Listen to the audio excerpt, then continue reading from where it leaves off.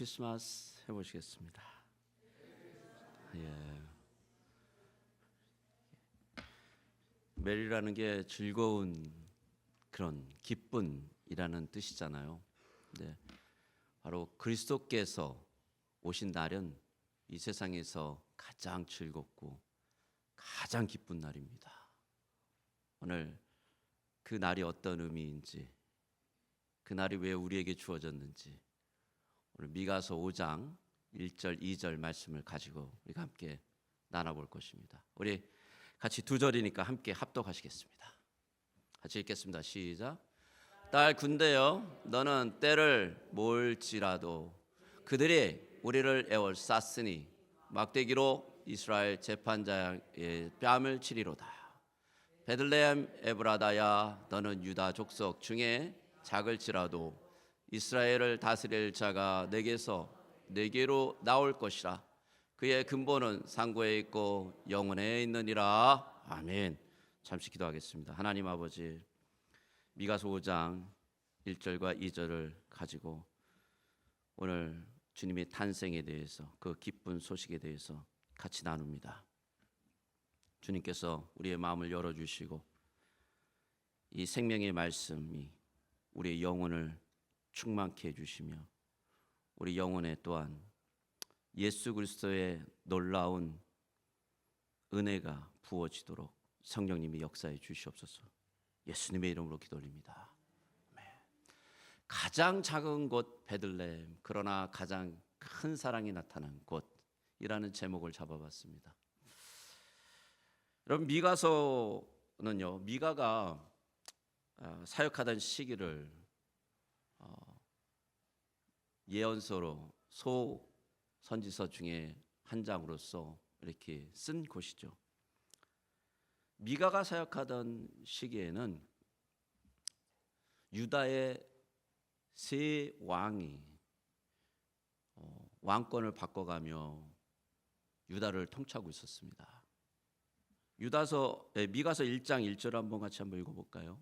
제가 읽겠습니다. 유다의 왕들 요담과 아하스와 히스기야 시대에 모레셋 사람 미가에게 임한 여호와의 말씀, 곧 사마리아와 예루살렘에 관한 묵시라라고 나온단 말이죠.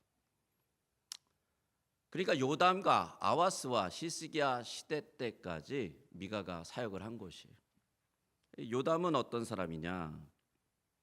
요담은요, 여호와 보시기에 정직히 행하였으나 산당을 제거하지 않았어요.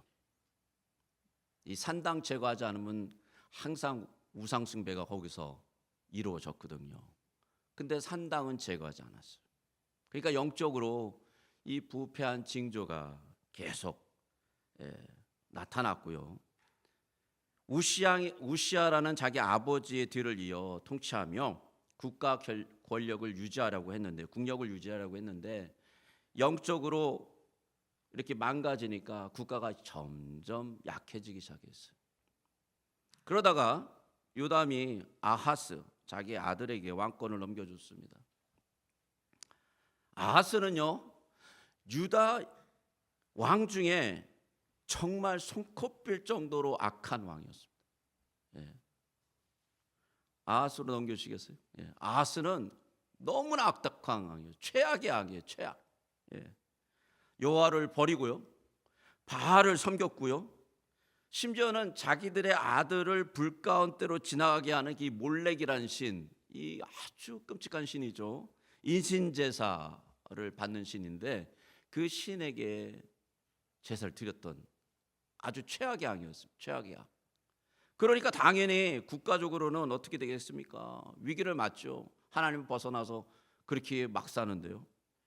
그러니까 아람과 북이스라엘의 침공을 받았어요. 그러니까 아수르에게 도움을 청했어요. 영적으로, 정치적으로 아주 굴욕을 당한 그런 왕입니다. 이 시기에 미가가 그 불의와 우상 숭배에 향해서 강력한 하나님의 메시지를 전했습니다. 미가가. 자, 그 다음에 하나님께서 이 유다 왕국을 그렇게 내버려 두지 않으시고 그 다음의 왕 히스기야를 세우는데요. 이 히스기야 왕은요, 우리가 잘 알듯이 아하스와 정반대로 종교 개혁을 단행한 왕입니다. 모든 산당을 다 헐어버렸습니다. 완전히 환당을 제거해 버렸어요. 하나님과 연합했습니다.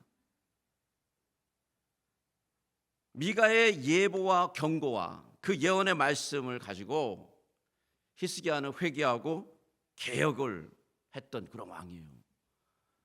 예레미야서에 보면 훗날 사람들이 이 미가의 예언을 듣고 히스기야가 하나님을 두려워하며 회개했던 그 사건을 회상하는 장면이 나와요. 이 예레미야에 보면 그 정도로 이 히스기야는 정말 하나님을 향해서 나아갔던 왕이에요.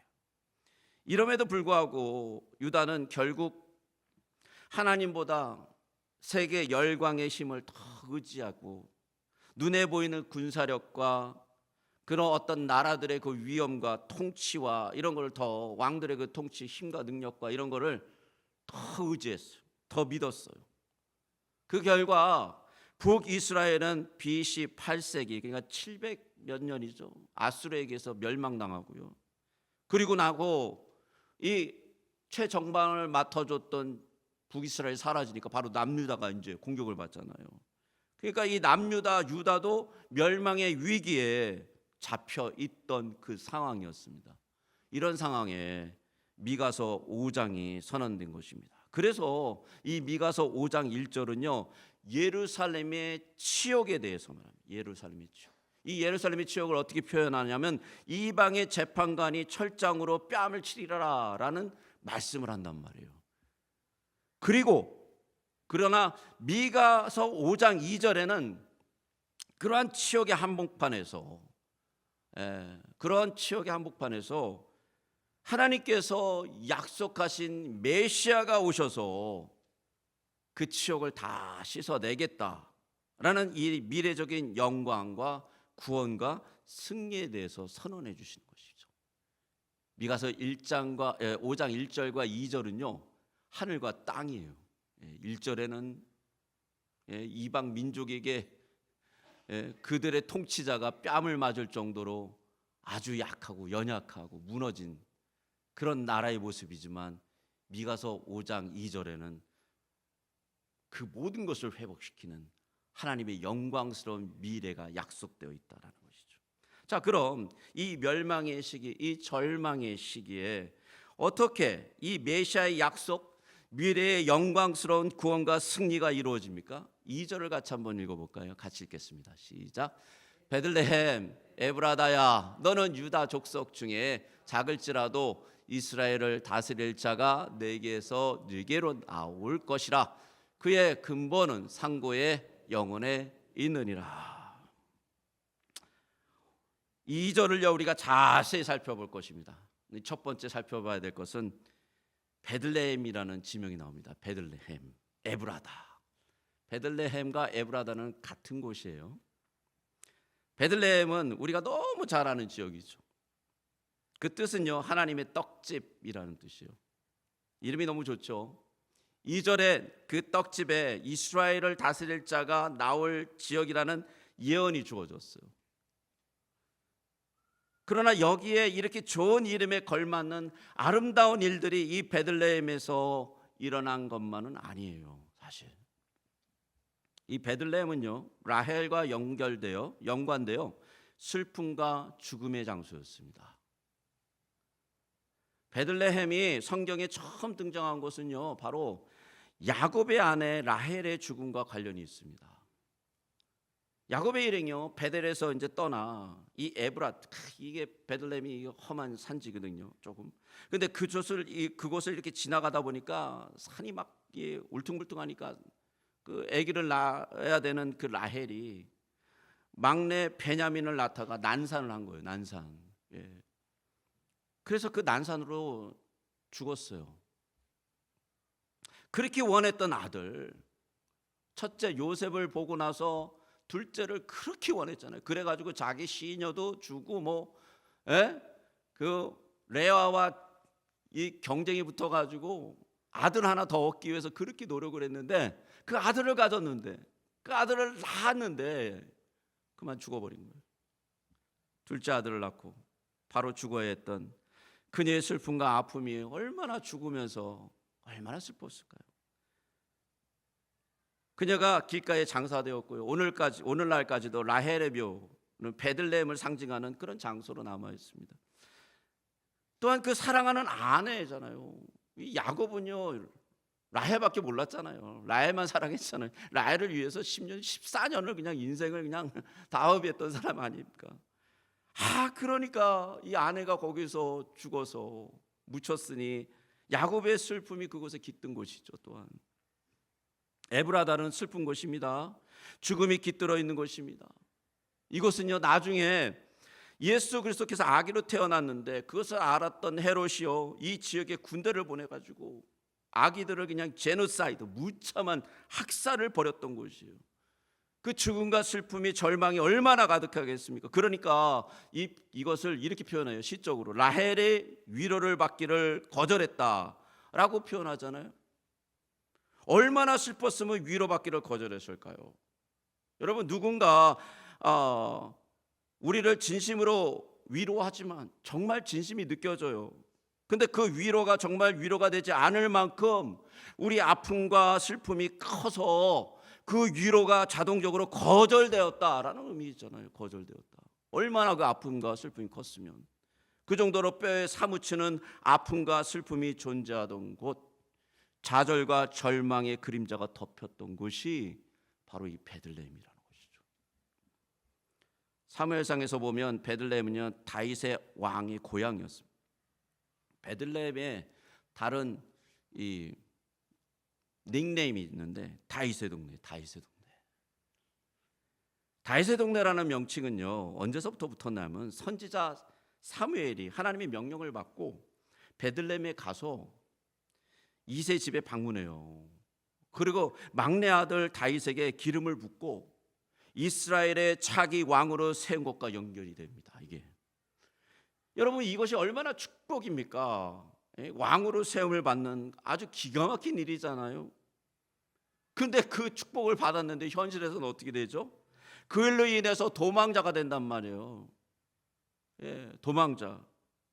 목숨을 위해서 전전긍긍하며 살아야 되는 일이 그 일로 인해서 이루어지는 거예요. 여전히 사울이 왕이었기 때문이죠. 다윗의 동네에서 다윗의 기름을 받은 후에 도망자가 되죠. 여러분 왜 도망을 했을까요? 다윗을 세워줄 강력한 도움이 다윗의 동네에 없기 때문이죠. 그 동네는 연약했습니다. 다윗의 동네는 다윗은 자신의 가족들 중에 가장 작은 가족들 중에 하나였고요. 그 중에서도 다윗은 8번째 막내 아들이었어요. 누구도 중요하다고 생각하지 않았어요. 귀하다고 생각하지 않았어요. 심지어 사무엘이 와가지고 아들들을 쫙 7을 세웠는데 하나님 앞에 이 사람입니까? 이 사람입니까? 물어보니까 아니라고 그래요. 다윗은 어디 있었습니까? 양들하고 같이 양치기 그냥 목동으로 그 정도로 그냥 신경 안 쓰던 사람이죠. 그런 사람이고 그런 가족이었어요. 그것이 베들레헴이에요. 베들레헴의 배경을 좀 찾아보니까요 주목받지 못한 곳이고 약 400에서 500명 정도의 아주 작은 시족 마을이에요. 시족. 당연히 어떠한 힘이 없었죠. 그 당시에 사울은 나라를 다스리고 자신을 위해서 3,000명이라는 특수군을 데리고 다니는 비교 불가한 그런 아주 나약한 곳이란 말이에요. 베들레헴. 이곳에 예수님이 자라났던 나사렛과 같은 곳이었어요. 세상 사람들이 다 멸시하고 다 낮게 보는 그런 아주 낮은 곳이었단 말이죠. 심지어 다윗이 자신을 작은 자라고도 표현합니다. 그가 그곳에서 그 작은 곳에서 태어나고 그곳에 자랐기 때문에 그렇죠. 작은 부족, 작은 마을, 힘없는 곳이었습니다. 그게 베들레헴. 여러분 이 모습을 제가 이렇게 설교를 이렇게 작성을 하면서 이 모습이 우리의 모습과 이렇게 겹쳐 보이는 거예요. 자꾸. 여러분 교회가 약해졌다고 많은 그리스도인들이 실망을 해요. 어떤 분들은 교회에 더 이상 희망이 없다고 생각하는 그리스도인들도 있습니다. 아니 왜 이런 생각을 할까? 현실의 암담함을 보았기 때문이죠. 복음을 전하는데 복음에 반응이 없어요. 사람들이 반응이 안 해요. 그리고 더 큰 문제는 이 복음을 갖고 있는 우리 자체가 어떤 변화의 능력이 있어야 되는데 그게 아니라 그냥 죄에 쳐가지고 그냥 허덕허덕하고 살아간단 말이죠. 복음을 전하도 변하지 않고 복음을 갖고 있는 사람도 변하지 않고, 어쩌면 이런 현실에서 교회가 당연하게 느끼는 것은, 경험하는 것은 지극히 작아지는 모습이란 말이죠. 베들레헴 같은 모습. 복음의 영광스러움과 강력함과 능력을 잃어버리고 상실하고 아무것도 못하고 그저 앉아서 울기만 해야 되는, 세상에 치이고 상황에 치이고 시간에 치이고 상처받고 연약해져서 작은 자라고 자책하고 있는 그런 모습이 막 겹쳐 보이더라고요. 그런데 하나님은 이런 것에 뭐라고 선언하는 줄 아십니까? 전능하신 여호와 하나님께서는 이런 것에서 이스라엘을 다스리는 진정한 왕이 임할 것이고 나올 것이다 라고 선언하세요. 여러분, 그 왕은 어떤 분이시죠? 2절에 그분은 그의 근본은 상고에 영원에 있느니라 라고 말씀하세요. 여러분, 그의 근본이 상고에 있다라는 건 어떤 의미일까요? 상고라는 것을 쉽게 말씀드리면 태초부터, 태초 전에 라는 뜻이에요. 즉 태초가 시작되기 전에 존재하시던 분이셨다라는 거예요. 여러분, 여기에 기독교의 핵심이 있습니다. 왜입니까? 태초 전에 존재하시던 분이 베들레헴이라는 이 실제적인 장소에 오시기 때문이죠. 특히 그곳에서 태어난 이스라엘 다스리는 왕이 되신다라는 약속이 미가서 5장 2절의 말씀 아닙니까? 이게 얼마나 엄청난 이야기인지 몰라요. 자신의 백성들을 그 죄에서 구원하실 수 있는 참 왕이 드디어 인간의 역사 속에, 인간의 삶 속에 참 아기로, 참 하나님으로 태어난다라는 놀라운 예언이 되어 있는 거죠. 헐만 버뱅크는 이렇게 해석했습니다. 이 부분은, 이 약속의 말씀은 전능하신 하나님께서 인간의 역사 속으로 침투한 사건이다. 영원에 거하시는 분이 베들레헴이라는 시간과 공간의 한 점으로 들어오신 사건, 즉 성육신의 사건은 영혼과 시간이 만나는 우주적 사건이다. 따라서 베들레헴은 그분의 시작이 아니라 그분의 현현, 드러남의 장소이다. 여러분, 하나님께서요 인류에게 나타나신 역사적인 사건이라는 것이죠. 죄와 타락으로 무너진, 그래서 무기력해서 아무것도 할 수 없다라고 고백할 수밖에 없는 그 인류 속에 하나님께서 침투해서 들어오신 사건이라는 것이에요.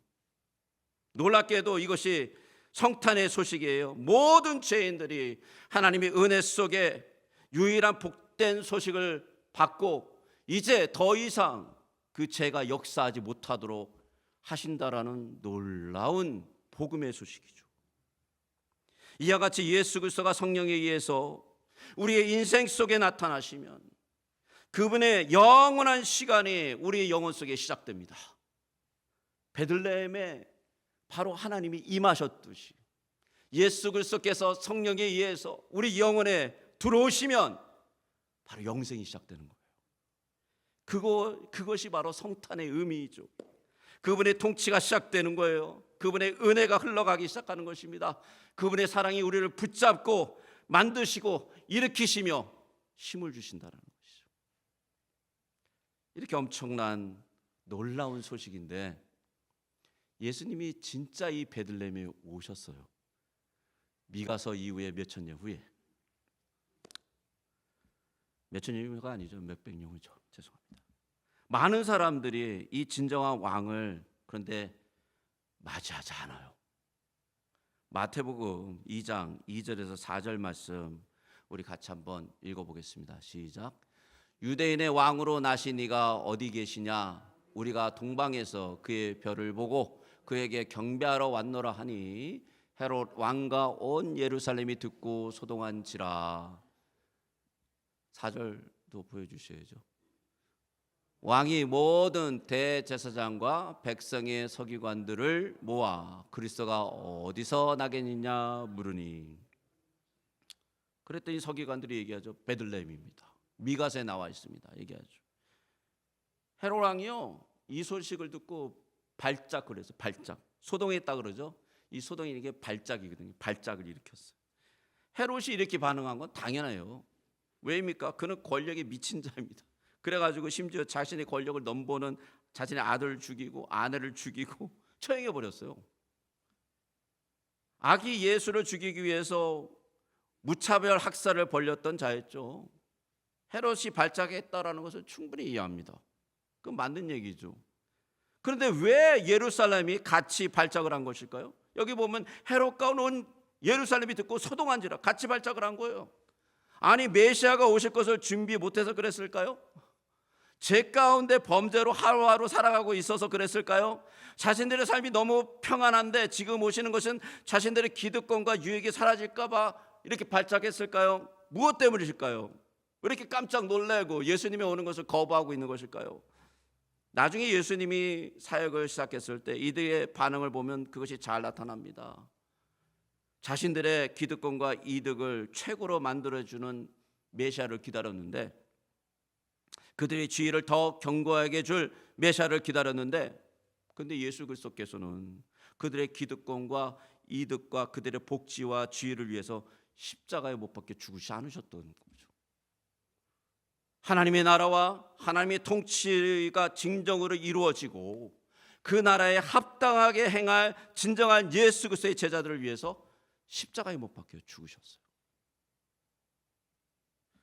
우리가 기대하고 있는 예수 그리스도는 어떤 분이십니까? 나의 복지를 좀 더 낫게 하시는 분이십니까? 나의 이익을 위해서 무언가 해주셔야 될 분이십니까? 나의 주의를 더 견고하게 해주실 그런 분이십니까?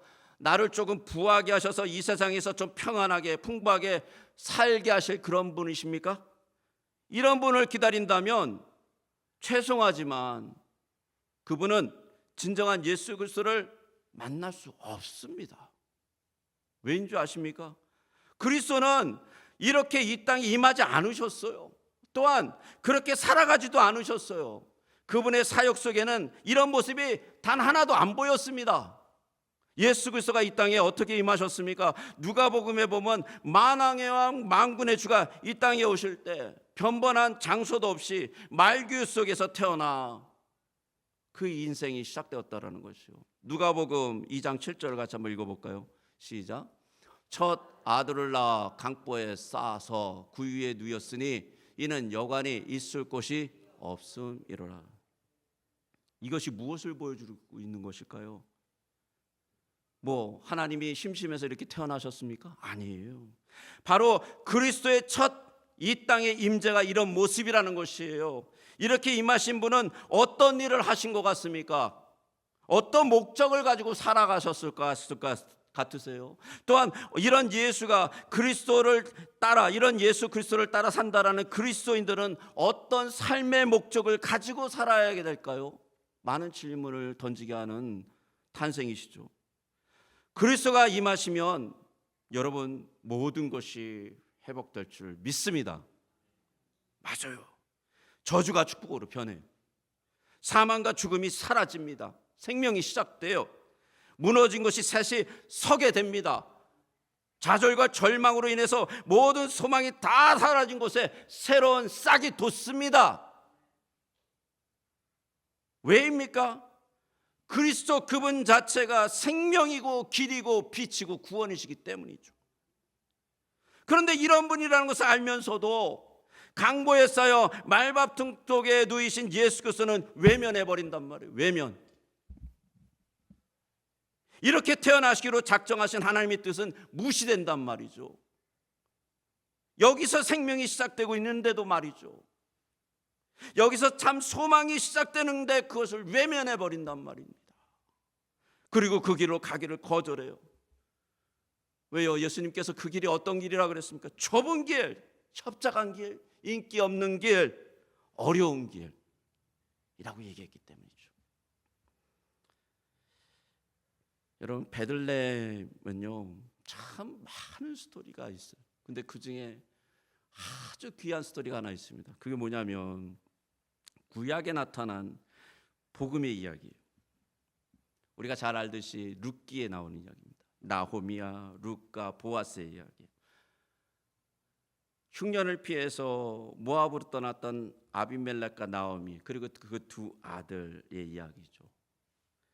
모압으로 피난을 갔어요. 그리고 그곳에서 좋은 며느리를 얻었어요. 참 귀한 며느리들이에요. 사랑도 많고, 정말 한 가족으로 정말 손색이 없는 아주 착한 며느리들이에요. 잘했다고 생각했습니다. 모든 일이 아주 아름답게 진행되고 있었습니다. 근데 시간이 지나며 상황이 완전히 바뀌어버렸어요. 아비멜렉이 죽었어요. 그리고 두 아들 말론과 기련이 죽었어요. 남은 것은 어머니 과부, 며느리 과부들이었어요. 여러분, 그 당시에 과부가 된다는 것은 비참한 삶이 전제되는 거예요.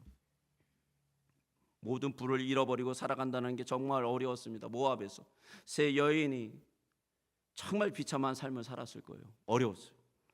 그런데도 참 착한 며느리들이에요. 어머니를 안 떠나고 계속해서 같이 살아갔어요. 이때 베들레헴으로부터 귀한 소식이 전해집니다. 다시 하나님께서 은혜를 베풀어서 이 베들레헴에 곡식이 있다 했다는 소식이 들었어요. 나오미에게 이 소식은 정말 복음이었습니다. 그곳에 곡식이 있었다라는 것 때문에 복음이가 아니고요, 나오미가 다시 하나님을 배울 수 있는 그 장소로 돌아갈 수 있게끔 하나님이 그것을 축복해 주셨다라는 것이에요. 이방의 삶이 아니라 이제 하나님의 백성으로서 그 정체성을 다시 회복할 수 있는 것이 바로 이 베들레헴이니까, 그것이 은혜에 베풀어졌다라는 것은 나오미에게 정말 복음과 같은 소식이었어요. 그래서 나오미가 마음을 결정했습니다. 내가 나의 삶의 마지막은 그곳에서 비록 빌어먹을지라도, 그곳에서 과부로 살지라도 내가 주님과 함께 그곳에서 살겠다라는 마음을 먹었어요.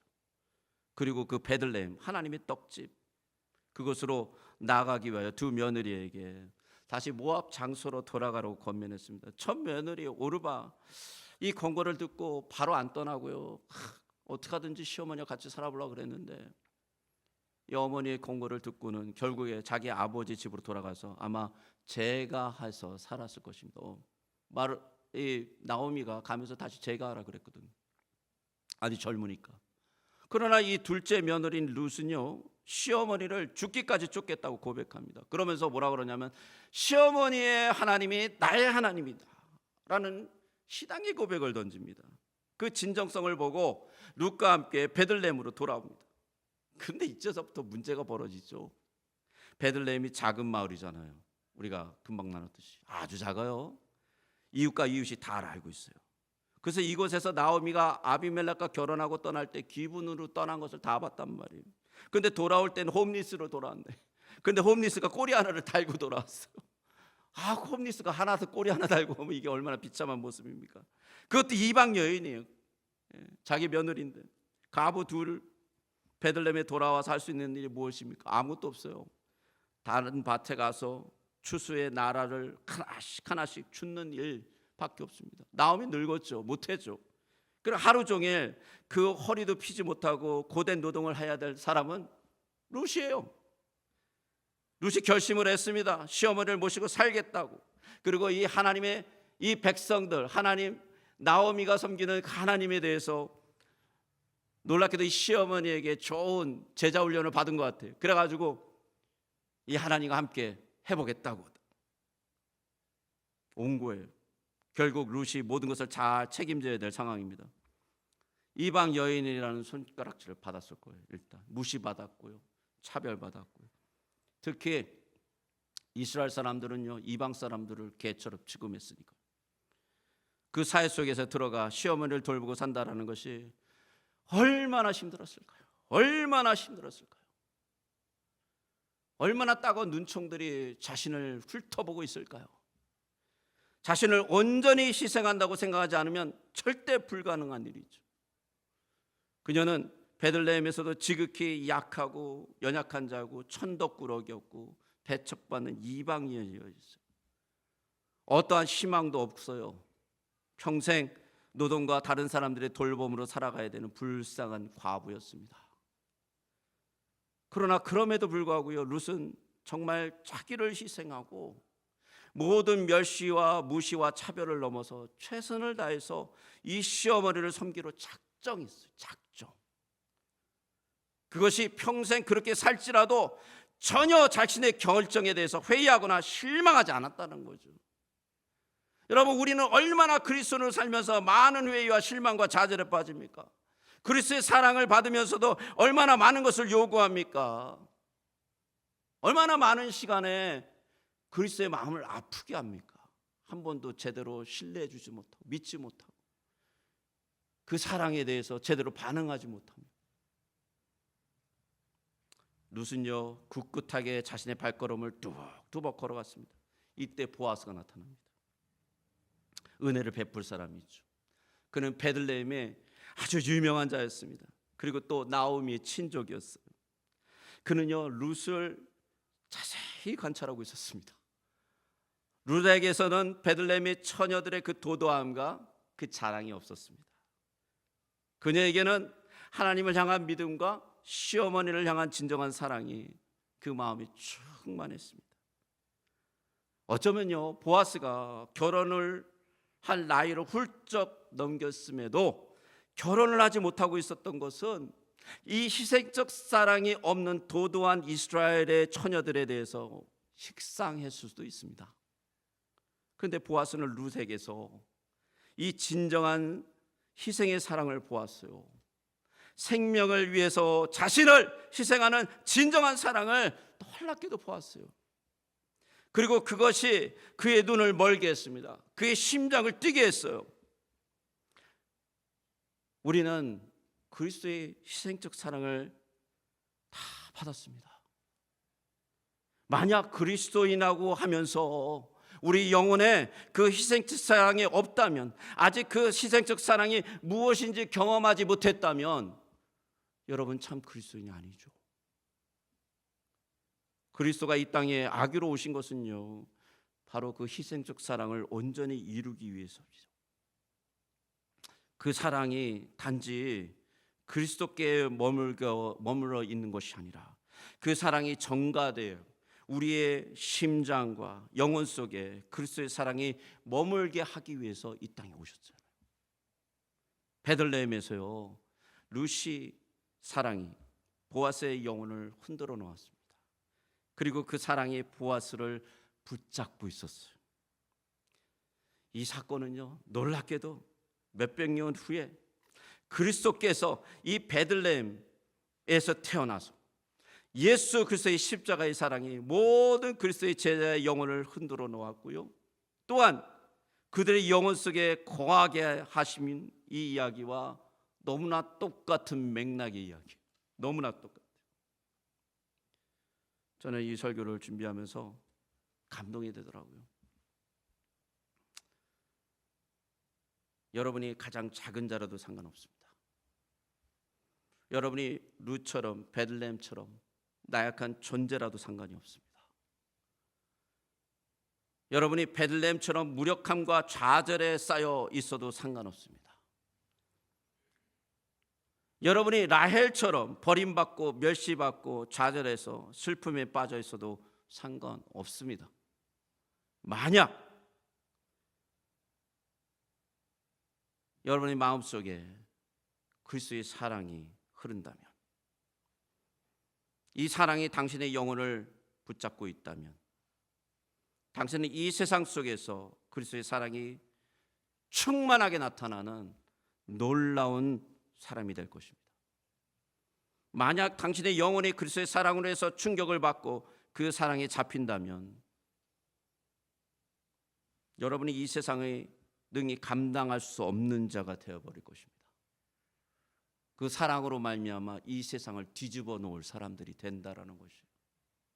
로마서 8장 31절과 39절에 바울이 그 사랑이 어떤 것인지 자신이 경험한 것을 이렇게 쓰고 있습니다. 31절은 남자들이 있고요, 32절은 여자분들이 읽겠습니다. 그래서 우리가 39절까지 같이 교독하겠습니다. 시작. 그런즉 이 일에 대하여 우리가 무슨 말 하리요? 만일 하나님이 우리를 위하시면 누가 우리를 대적하리요? 자기 아들을 아끼지 아니하시고 우리의 모든 사람을 위하여 내주신 이가 어찌 그 아들과 함께 모든 것을 우리에게 주시지 아니하시겠느냐?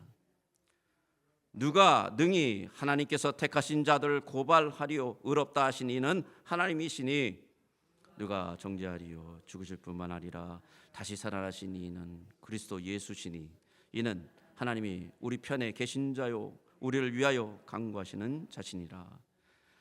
누가 우리를 그리스도의 사랑에서 끊으리요? 환난이나 공고나 박해나 기근이나 적신이나 위험이나 칼이냐?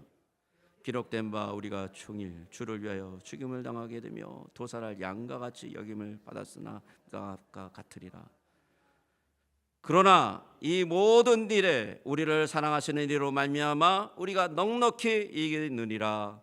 내가 확신하노니 사망이나 생명이나 천사들이나 권세자들이나 현재일이나 장래일이나 능력이나 다 함께 읽겠습니다. 시작. 높음이나 깊음이나 다른 어떤 피조물이라도 우리를 우리 주 예수 그리스도 안에 있는 하나님의 사랑에서 끊을 수 없느니라. 여러분, 이것이 성탄의 메시지입니다. 이게 그리스도의 사랑의 이야기입니다. 이 놀라운 사랑의 이야기가 우리 모두를 잡기를 주님의 이름으로 축복합니다. 이 사랑의 이야기가 우리의 영혼을 흔들기를 주님의 이름으로 축복합니다. 이 사랑의 이야기가 우리의 삶 속에 생생하게 나타나기를 주님의 이름으로 축복합니다. 이 사랑의 이야기가 2026년 한 해 동안에 가득하시길 주님의 이름으로 축복합니다. 그리고 이 사랑의 이야기로 2026년의 모든 선교와 모든 전도와 봉사와 섬김이 이 사랑의 이야기가 충만해지기를 주님의 이름으로 축복합니다. 같이 기도하겠습니다. 우리 다 함께 기도하겠습니다. 주님, 이 사랑의 이야기가 우리를 주장하게 해주시옵소서. 이 사랑의 이야기가 우리 속에 터져 나오게 해주시고 이것이 세상을 변화시키고 나를 변화시키고 우리 가족을 변화시키고 우리 교회를 변화시키는 이야기가 되게 해 주시옵소서. 우리 고백하고 나가서 같이 기도하겠습니다. 하나님 아버지, 간절히 기도드립니다. 이 시간에 아버지 하나님, 이 희생의 이야기, 주님의 사랑의 이야기, 아버지 하나님이여